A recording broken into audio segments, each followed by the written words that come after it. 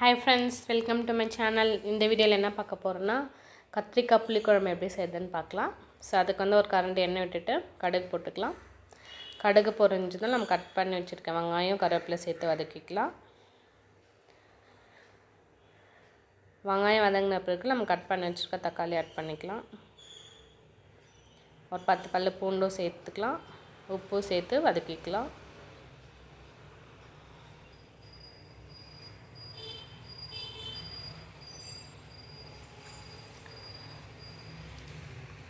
தக்காளி நல்லா குழற அளவுக்கு வந்து வதக்கிக்கலாம்.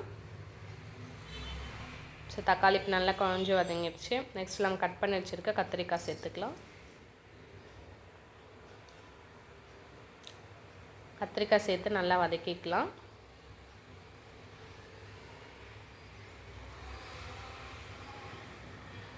நெக்ஸ்ட்டு மிளகாத்தூள் ஆட் பண்ணிக்கலாம். நான் ஒரு 2 ஸ்பூன் மிளகாத்தூள் ஆட் பண்ணியிருக்கேன்.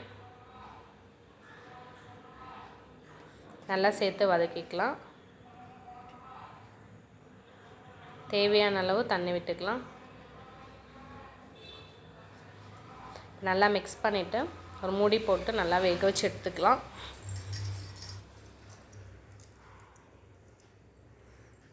இப்போ கத்திரிக்காய் வந்து நல்லா வெந்துட்டுருக்கு. இந்த ஸ்டேஜில் வந்து நம்ம புளி தண்ணி ஊற்றிக்கலாம்.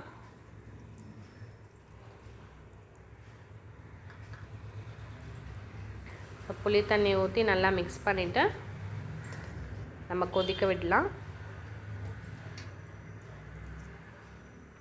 ஸோ இப்போ புளியோட பச்சை வாசனை போகிற வரைக்கும் நல்லா கொதிக்க வச்சுக்கலாம். ஸோ இப்போ நல்லா கொதித்து வந்துடுச்சு. ஸோ இப்போ சுவையான கத்திரிக்காய் புளிக்குழம்பு ரெடி ஆகிடுச்சு. நீங்களும் ட்ரை பண்ணி பார்த்துட்டு எப்படி இருக்குன்னு சொல்லுங்கள். இந்த வீடியோ பிடிச்சிச்சுன்னா லைக் அண்ட் சப்ஸ்கிரைப் பண்ணுங்கள்.